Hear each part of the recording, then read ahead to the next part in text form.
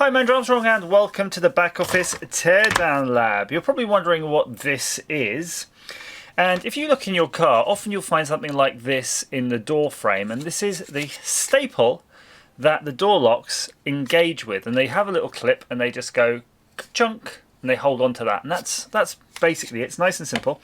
On a Range Rover L322, unfortunately my one, it wouldn't work. The door lock just stopped working. You know, this actuated, this is the button on the top, this actuated, everything actuating as per normal, but just not unlocking, as if it was double locked internally. So something's definitely up. So what I did was I made this very specialized tool, and painstakingly, and it took 2 hours, I managed to open the back door and then push the rubber aside, and I could just about see the glint of the edge of one of these, and I just went like that, like a prisoner. Went through, cut through the first one, realised that wasn't enough, and then had to go through the second. And then all of a sudden just went pink and the door opened. And just to show you what that looks like, it looks like that. So you'll recognise this part from the outside. This is the part you see. And you can see that staple is well and truly shut in there. So I did a little bit of actuation. So this is the door handle mechanism. When I pull the door handle, it was doing nada. Oop. This feels a little bit seized up now. I'm not strong enough when it's out of the vehicle, but yeah, trust me, doing nothing. So what I thought would be interesting was to see if there's any way we can get this into a state where we can get that staple out and either reuse this, because it seems a shame to just chuck this out because of that one small thing, and it could be just a little bit of bent metal inside. So I'm going to clean it up a little bit and see if we can get inside. First thing I'm going to do is take off this door lock linkage. Oop. And there's the button gone because that's getting in the way.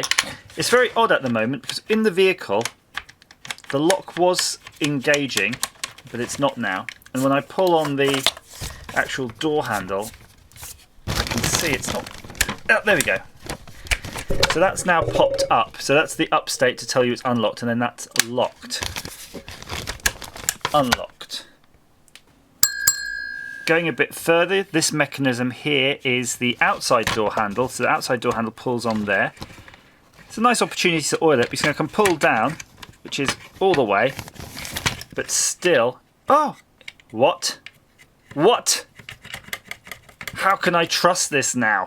I'm literally in the worst position you can be in because you've got a door lock mechanism that has worked on the bench but not in the car. Yet it's a 2 hour and a replacement one of these to test it. That includes obviously removing the door card and all those things. I think we need to test it out. I'm not going to test it with this actually because it could get stuck, but let's use a screwdriver and let's see what's going on. So we engage the lock. Okay, so the lock actually engaged that time. It did seem to take a few goes, interestingly. I don't think it's because of the door handle mechanism. Oh, okay, so this now has to go back up. So the door handle's reset. We'll put a bit of WD-40 on that because it seems a bit sluggish. So now we push it through, and now we are indeed locked. And then I'm going to let the lock out, and it goes okay. Are we talking just a lubrication issue? And if we are, how do we ensure that this mechanism's not going to get all bound up again? Right, I'm going to try one more time. Watch the screwdriver. If the screwdriver hits the deck, it means... there we go. Sorry, that's the inside door handle, but you saw the inside door handle actuated. Bloody hell. I'm in a pickle right now. I can't live in a state of Schrodinger's door lock where it may or may not be working, so I think the best bet is to still dismantle it a little bit, keep going, to the point at least where we're convinced it's adequately lubricated. So that's the internal door pull removed. I'm just eyeballing up these plastics because it's got some nice plastic covers on here, but they do look like they can come off independently. In fact, they have. Let's try that one from there, try that one from there, see what happens.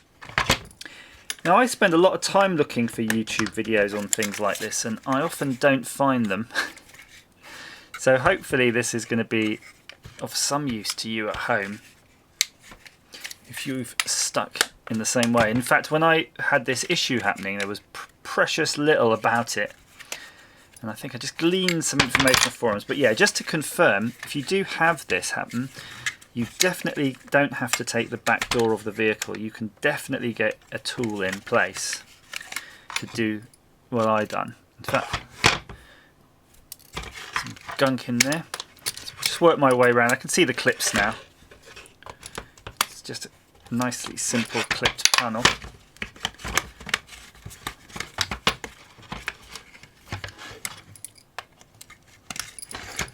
Oh, this is the door lock. Yep, and you can see it's in a state of engage, so the button will be down. So this is when the button's up, and now the button is down. Now, even if you could grab the button from the top, it doesn't do anything because it's actually totally decoupled from the rest of the car. Electrically, you can unlock the car, and I'll show you what happens when you do unlock it electrically. I'm not going to pull the cover off and check the motor and the drive. I'm pretty sure all that's going to be fine. It'll be full of grease. Because when you actually operate the handle, it's a two-stage mechanism on the handle. So the first stage, if you pull it like so you can see that moved now.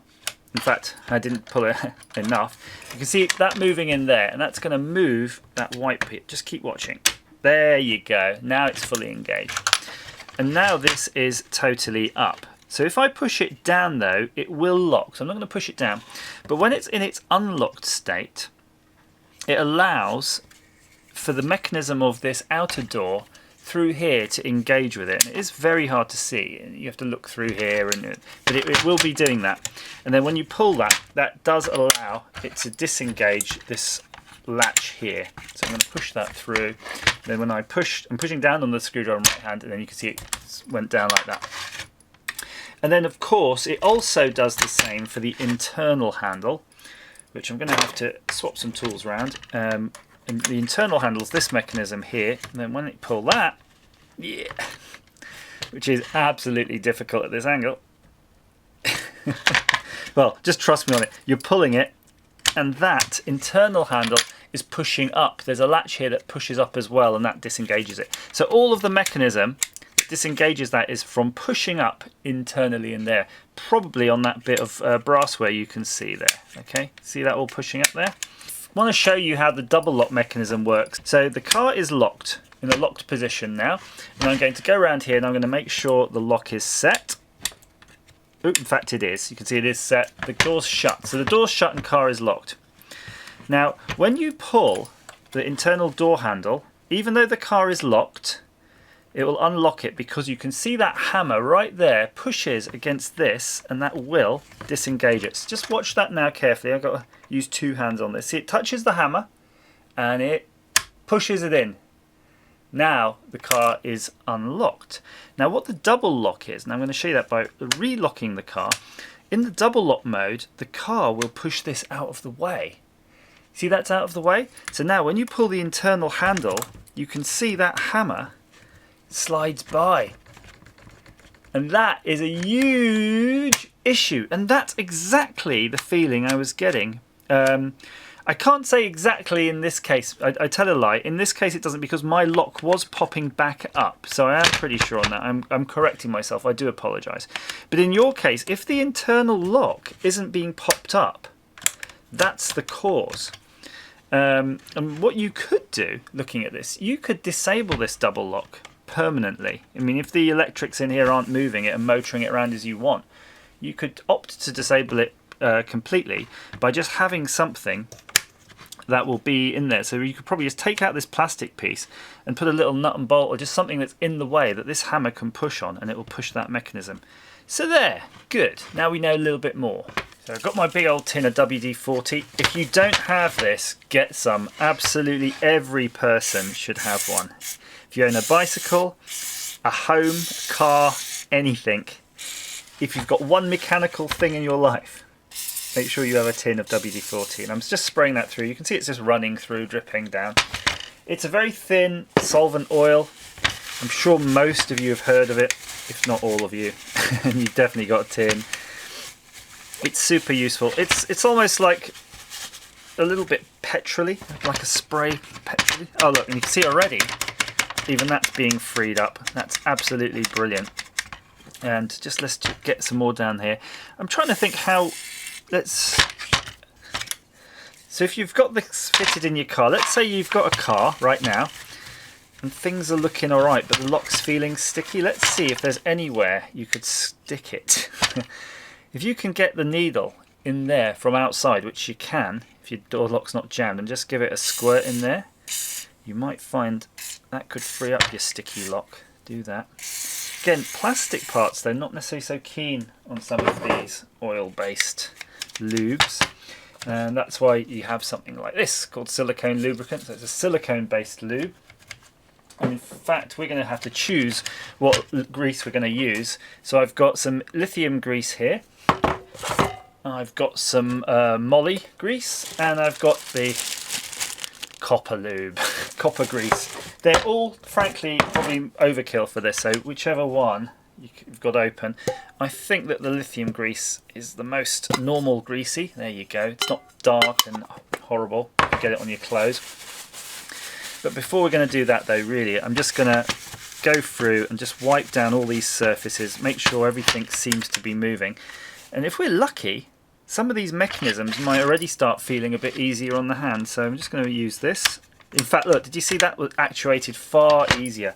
That was probably all the problem, is just down to lubrication. And I'm going to just actuate that. Oh, why is that not working? Did I not do it fully enough? Oh, because we haven't actually shut the door. Shut the door, and then we're going to unlock the door. Yeah, that's nice and slick now. Oh no, look how crusty that grease is in there. That's no good, is it? The first thing to do is shake up your tin of like spray grease. Now this is horrible, really. Generally I don't use it because it's mainly solvent and not so much grease. But for this, where we're going to have trouble getting in there, there's really no other way. And because when the WD-40 was sprayed in, it would have melted out the old grease and you could feel it quite slimy on your fingers. There's a massive big spring in there, and if you have a look, you can just about see it. That will need some of this, so let's get it in there.